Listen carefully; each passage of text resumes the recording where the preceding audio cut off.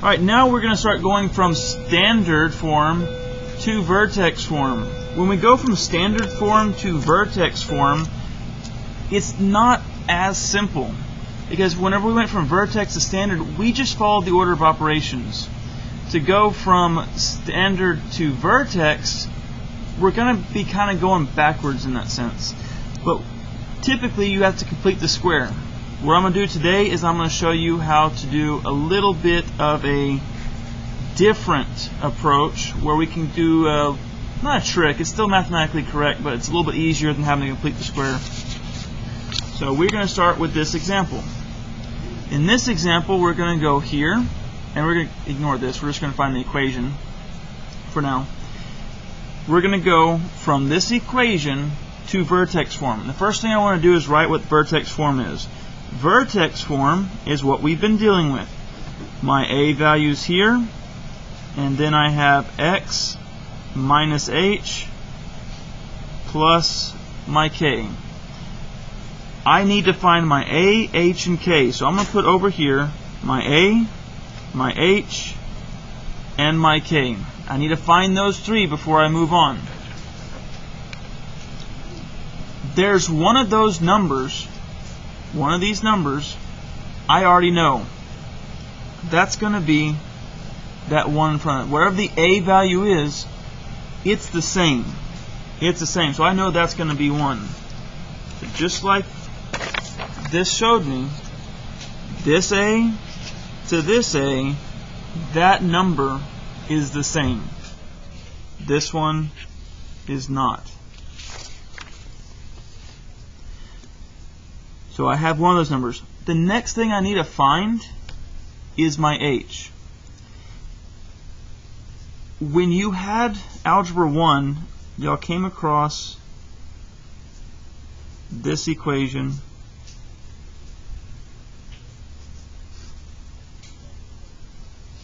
The quadratic formula. This over here was discriminant. That's how many zeros the function had. And then we had this part over here. This part over here described the axis of symmetry. So I'm going to draw a little example over here. I have a parabola, and I have the axis of symmetry.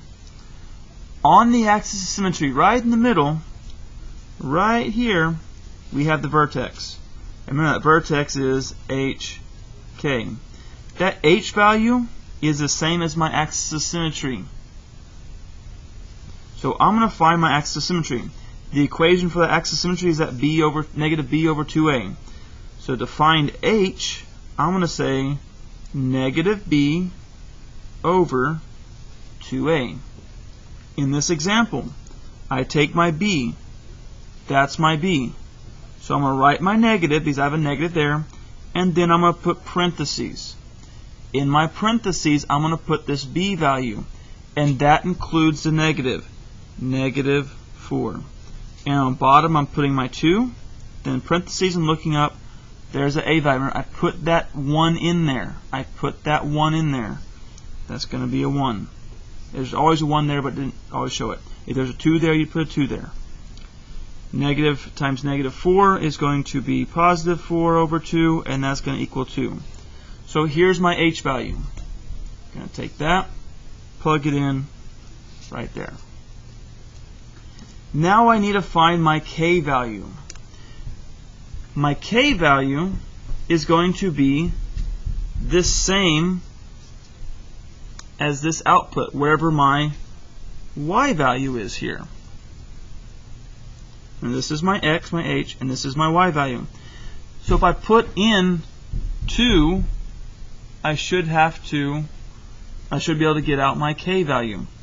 So I'm going to say my k is equal to, and instead of x, where I see x, I'm going to put in my h value. That's this. So I'm going to find this point, my vertex. So I'm going to put in, what is it? H is 2.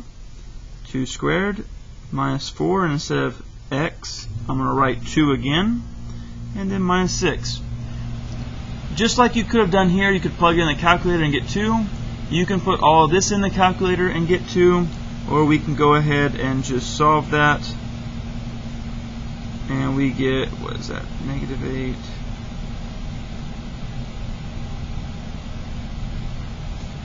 Negative 14. Oh no, negative 10. Sorry. So k will be negative 10. Now that I have my a, h, and my k, and that's a 10 in here, and it's kind of hard to see, I can go ahead and I can plug my values in.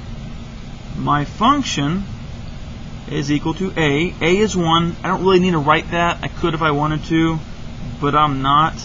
So I have x minus h, so that's minus 2, squared minus 10. And that right there is our first example.